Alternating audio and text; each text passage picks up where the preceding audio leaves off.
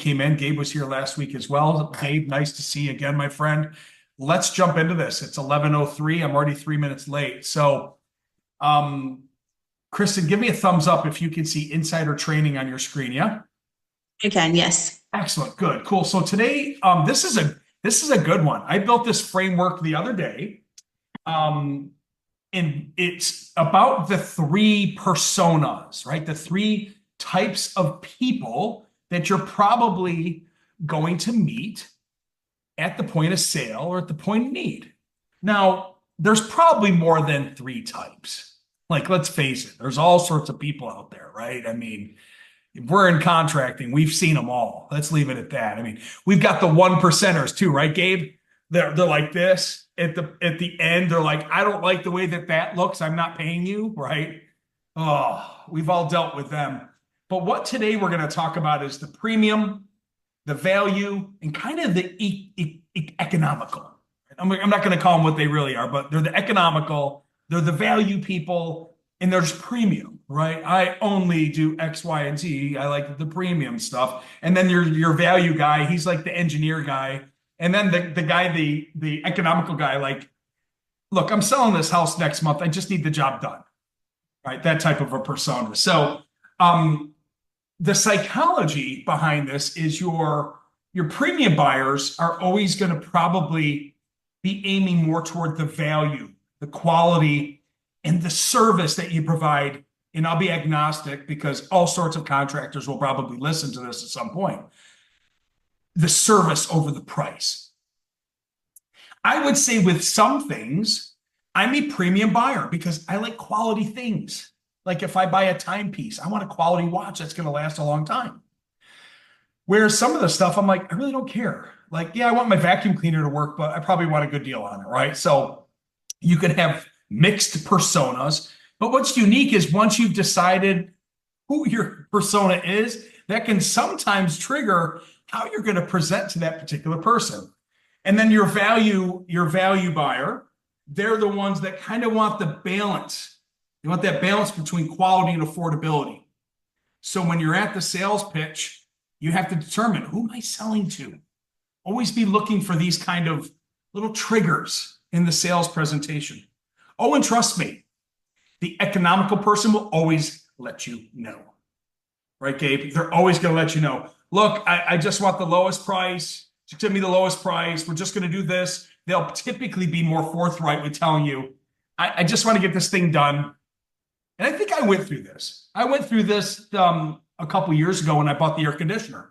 I wasn't quite sure what I wanted, but I'll tell you what I didn't want. I didn't want the air conditioner that was hooked up to my house because I had to keep repairing it. And every time I kept repairing it, it was more expensive and more expensive and more expensive.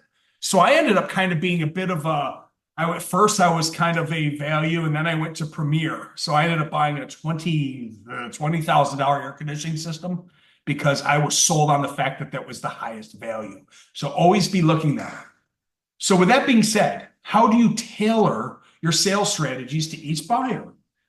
As you can see from the training deck, you're going to want to highlight the high-end features of whatever the home improvement that you're selling to those people that are premium buyers, or the extended warranty, or the exclusive options of the item that you're selling. And again, I'm being agnostic because I don't know everything what everyone's selling here, but you can take these words and apply it to how you're selling now.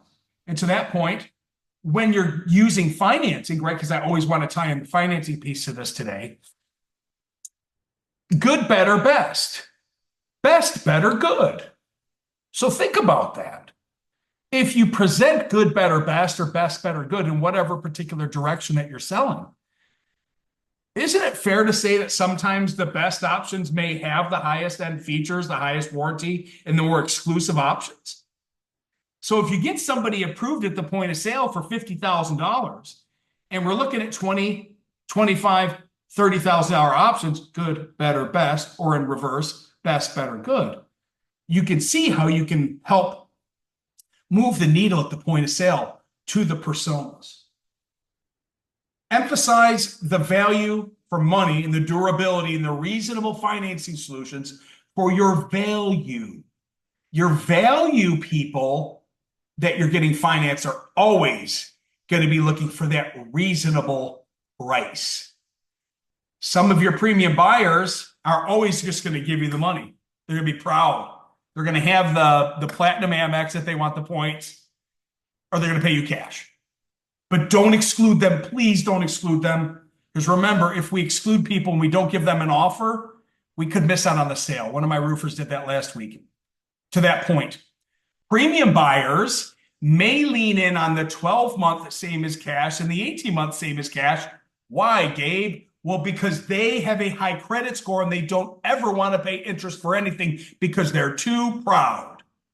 But if we as a contractor don't give them the option, we're going to lose the sale because the next guy that comes in gives them the 12 or the 18-month same as cash, and the customer, that premium buyer, takes the offer and you lose the sale. So never prejudge. We've discussed that already. So value conscious buyers like reasonable. What is reasonable financing? Reasonable financing is giving them an option between 2 and 20 years and letting them decide. Which option works best for you, Mr. or Mrs. Smith? You want a 20-year, 15-year, 10-year? Oh, that payment is reasonable. We'll take that. Click, boom, approved. Excellent, good. Economical buyer. Let's just face it, they want the lowest monthly payment. If there's a 20-year option and it's $99 a month, they're going to take it. So present it. That's it. It's really simple. Economical buyers, if they really tell you forthright, I want the best deal. Cool, great. 20-year. 20 years the best deal. Oh, good, because we're paying this thing off next month anyway. Sold the house, we're going to pay it off with our proceeds. Fantastic, let's go. Economic, I'd say, I'm not going to say easy, but a lot easier because they're just looking for the best deal. It doesn't mean that they don't want quality, by the way. Remember, good, better, best, better, good. I didn't say bad. Bad wasn't an option. There was no 4 options. It was good, better, best, better, good, not bad, good, better. But I can't even say it. It doesn't even go with it. So I put some really cool things in here. I spent some time on this one for you all. So in the program training center where I dropped this PDF, because I'm not going to go through all of the scripts that I built out for you, but I built out scripts for each one of these. Please go and grab this stuff. Share it with your team because it'll really help them in your training meetings that you have every Tuesday and Thursday. I hope everybody has trainings with their team. So assumptive closing techniques. What the heck is that? Assumptive language to guide the buyers toward a decision. Well, you've all heard me say this, and I'll say it again slowly for those in the back that aren't listening. Hey, Mr. and Mrs. Smith, you're going to do business with us, right? That's assumptive. Hey, look, how are you looking to pay? Now I'm assuming that they're going to pay. Do you want to use your money or do you want to use ours? I'm assuming they're going to do business with me. I'm assuming that they're going to pay me. And I'm taking the strong assumption that they might want to take my financing solution that we have. So when you preface that question, hey, how are y'all looking to pay? Do you want to use our money or are you going to be using yours for this particular project? I'm assuming that we're already going to be financing this by saying that statement. That's an assumptive close. So when we install this next week is an assumptive that they're already saying yes to you, and you're putting a little cookie inside of their brain to say, we've got an opening next week and we want to book you. So when we get to the price, there will be no objection, whether you're good, better, best, better, good, what type of persona you are, because we're assuming we're going to give you a payment solution that's going to work for you. Everything is assumptive and forward. None of this is we can't, we won't. No, okay? Strategies keep momentum moving minutes. Let me read this case study that I built. Let me highlight it. I'll go through it, Reader's Digest version, because I do want to get to Q&A. A roofing contractor, John, was meeting homeowner Sarah. She's been hesitant about getting the new roof. Yeah, because who's excited about getting a roof, right? That's a grudge purchase. No one's real excited about that. So Sarah was concerned about the upfront cost. That tells me that she already knows that it's expensive. She's been shopping, and she wants to think it over before making a decision. That's a hidden objection or obstacle, by the way. John recognized this. Sarah was coming from a value-conscious buyer. Remember, she's in the middle of the road, and she wanted a balance between quality, affordability, and she was hesitant due to budget concerns. So her objective of saying, we want to think it over because we know it's expensive, just simply knows she doesn't have an affordable way to buy the darn thing. So the assumptive closing strategy that we can use in this situation is this. Empathy. Remember, we always empathy. I understand wanting to make this right choice of putting the proper roof, but financing options that we offer can protect your home, because remember, that's why they're buying the roof, without breaking the bank. So we're acknowledging her concern. When we get started next week, assumptively speaking, you'll be able to take care of this before winter hits with low monthly payments. We acknowledged her concern. Assuming the agreement. Once the installation is complete, you'll be set for over the next 20 years. Well, that's assuming we're giving her a premium warranty of a 20-year warranty, right? And peace of mind is priceless, correct? I want her to respond. This is the assumptive conversations you need to have in your presentations. And now we go into presenting the finance as the solution with this. With the 12-month same as cash financing, we can get this project started with no upfront costs, also known as 100% financing. We'll submit the paperwork. There's no paperwork. It's a paperless process, and we'll get this thing scheduled right away. Because remember, we offer financing right here at the point of sale with a simple click, soft credit pull, instant approval, max approval. So the reason why I built this was for you to kind of look at these and look at acknowledging concerns when somebody's got an objection, assuming the agreement that we are going to get this thing set up to go forth, and then presenting financing as the solution. Now, whether this scenario fits any of yours, these are the three things to look at when you're at the point of sale. If you get pushback, objection, obstacle, overcome it, and go with the assumptive closing conversations and techniques and words in your language to help you sell more. This framework might not be for you. It might be windows and doors, air conditioning, generators, windows. It doesn't matter. Change out the word roof and put your asset class in there and think how you could be more assumptive by helping your customers make it better and easier buying decision. And then sprinkle that little love of financing and how easy it is all over your customer. Because we did everything that she was scared of doing. She was concerned about the upfront cost. It's 100% financing, no problem. We got you. Hesitant because it's expensive. Don't worry about it being expensive. We can take this thing out to 20 years and make it affordable. You want to think it over. What are you thinking over? I can sit here all day long with you and think it over. You know what I mean? Like, that's Alex Hormozi deal. Anyway, hopefully this framework helps. All right. How to use financing as a sales tool. It's the tool. Please bring it into the job site with you. Don't leave it in the car. Don't assume that they're not going to use it. Just bring it inside. And if you haven't been to my go-to-market strategy meeting yet, when I talk about the laminate, please go get the laminate bill, because the laminate is your selling tool. It's your sales assistant that you bring in and you set it down on the table and you go do your demo, your inspection, whatever it is that you do in the home. And then you lean back in on that thing at the point of sale to start talking about, hey, how were you guys looking to pay for this home improvement? Were you looking to use our money or yours? Because we've got same as cash and low monthly payment options with a soft credit pull. We can scan the QR code right now and get you pre-approved in 5 minutes with a soft credit pull. Like, use your tools. Bring your tools to work with you. Okay, good, better, best, best, better, good. We already talked about that. I'm not going to go through all of the scripts. They're in the program training center for you to go and get. I want to get to Q&A now. This is about 20 minutes that I'm going on, but all of the scripts are in here.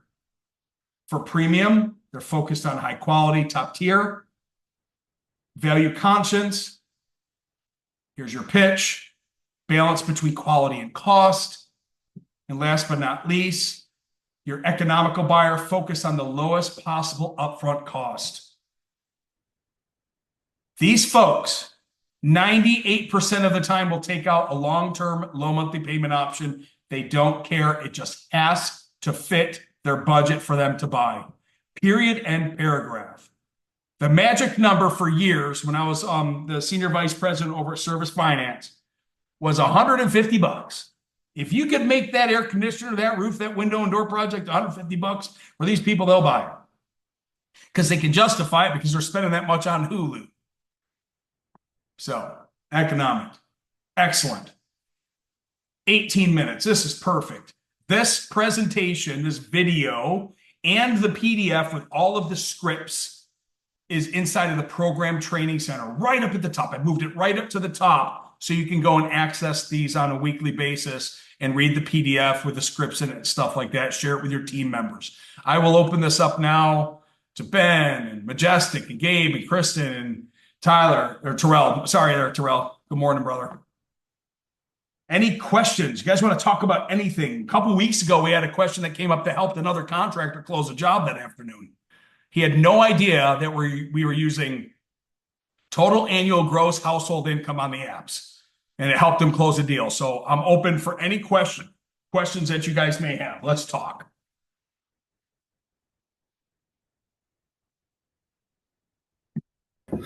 Hey, Chris. That was me. That was me. Hold on. We got a barking dog. That was me. Sorry. Okay. One of our biggest things, Chris, that we're having is whenever people say, why don't you just take my insurance checks? Because I do the same thing. You want to use my money or yours? Your money or ours? And they're like, well, everybody else does it where they just take our insurance check. So how do you kind of overcome that?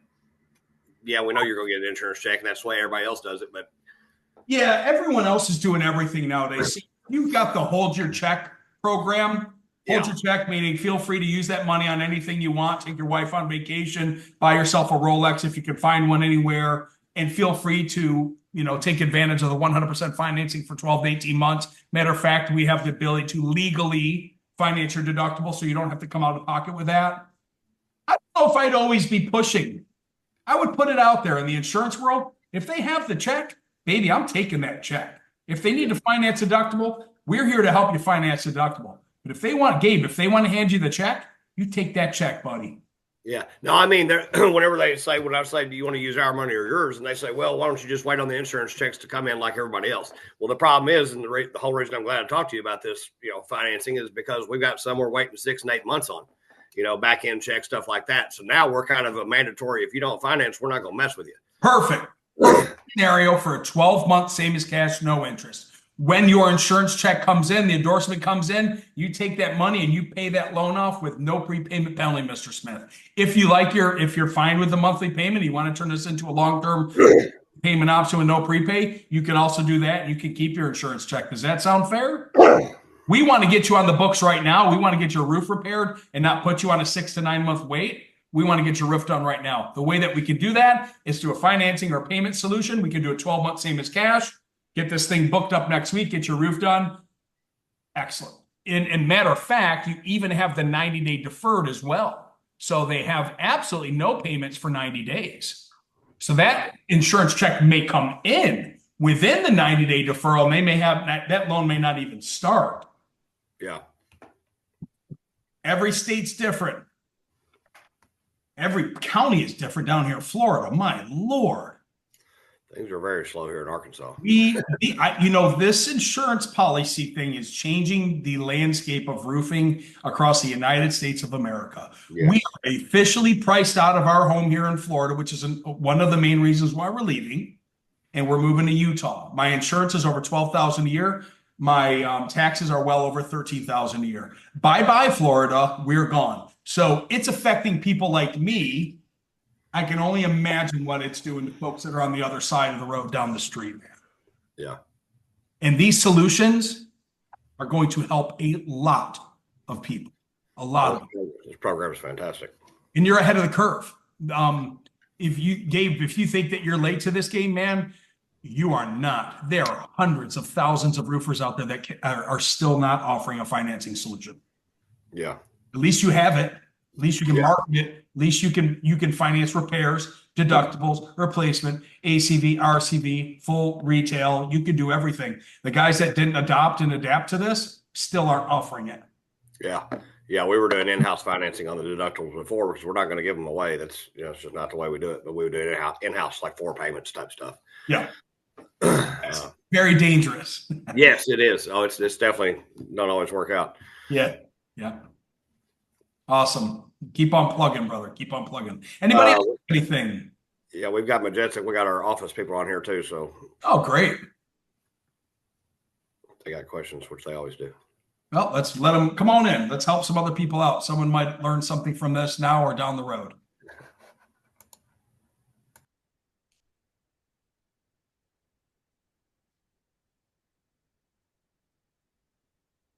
Anybody else? Terrell, you got anything? Um, when from a customer standpoint, what's the best way, which this is probably a pretty beginner question, but what's Oh, the it's good. best, like some people, I feel like I've offended some people when I ask them if they need financing and they'll like scoff at me and they're like, Awesome. No, dude, this is a great topic. what's the best way to approach that? Like, because you want to approach every customer about it and offer it to everyone, right? So Just what I said. Get so comfortable with this line that it just comes off the tip of your tongue. Mr. Smith, how are y'all looking to pay? Are you going to be using your money or would you like to use ours? That's it. Don't say anything else. How are y'all looking to pay? Are you because you're down in Texas, right? Mhm. So you can say y'all. How are y'all looking to pay? Are you going to be using your money or would you like to use ours? And then you don't say a damn word, man. You just, whoever talks next loses. Let them go. What do you mean? Hey, thanks for asking. We got 12 months, same as cash, a lot. And then now you make an assumptive. Remember, I just said assumptive. We've got 12 months, same as cash, promotional finance solutions right now. A lot of our customers that don't want to pay interest love that. Or if you'd prefer a low monthly payment option with no prepayment, you can use that option too. It takes about 5 minutes. It's a soft credit pull. Would you like to see what we get you approved for? That's it. Boom, boom, boom. That's all you have to say. You ain't hurting anyone's feelings. Why are you not hurting anyone's feelings? Because they asked you for it. I asked them a fair question. How are you looking to pay? Do you want to use your money or do you want to use ours? And they go, what do you mean? You go, well, some of our customers, relatable story, assumptive close, prefer the 12-month same as cash because they don't want to pay interest. Now I'm helping this guy with his peacock feathers come out. I don't pay interest on anything. I've got an 800 credit score. Fantastic. That loan is for you, baby. Or it's, oh, wow, I didn't even know that we could finance this thing. You mean I can take this out to 20 years with no prepay and have a payment of 99 bucks a month? Sign me up, baby, because we're selling this house in 2 years. You don't know what's going on in someone's life. Let me put it to you this way.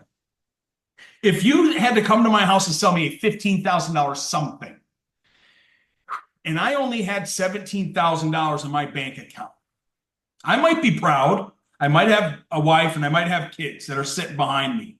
And I don't know what I'm going to do. Am I going to take $15,000 out of my checking account and leave myself with only $2,000 to protect my family in case of emergency? Or am I going to be so proud of my credit score and take $15,000 out and hand it to you and pray to the good Lord above that my transmission doesn't go out my truck and me go, I can't make the monthly pay. Like stuff happens in life. So don't ever feel like financing hurts a consumer. Financing is just a leveraging tool to help a consumer. And by you asking that question, how are y'all looking to pay? Do you want to use our money or are you going to be using yours? Are you going to be using your money or do you want to use ours? And make a relatable story, go right into the pitch, soft credit pull. No, man, we're going to put Sky Miles on. No, man, here, take my insurance endorsement. No, man, here, take my cash. Here, take my check. I don't care how they pay. I just want to give them the options to buy from me. And none of the options were to hire someone else. Make sense? Yep, thank you. Awesome, brother. Great question. That is not a beginner question, man. That is an advanced question because the pros skip it, because the pros know everything. Pros skip offering financing because pros prejudge people by the Range Rover and the Mercedes and the BMW in the parking lot. Pros skip offering financing because they see the insurance endorsement check sitting there, but they don't know that that guy's in credit card debt up to his heels and could really use that insurance endorsement, pay his debt off, and have this silly payment of $169 a month for his brand new roof. Pros skip. Guys that just go in there and just do the same thing every single time win every single time because they are very programmatic and they do the same thing, systems and processes over and over. They don't skip any steps. Awesome. Y'all get something out of this? Thumbs up. Good. This was a good training. The scripts are really good. Go in there and grab those. Please share this with anybody in your organization that gets value out of this. We're over. We're out. Have a blessed day. I'm going to load this video up in the Program Training Center right now. See y'all next week.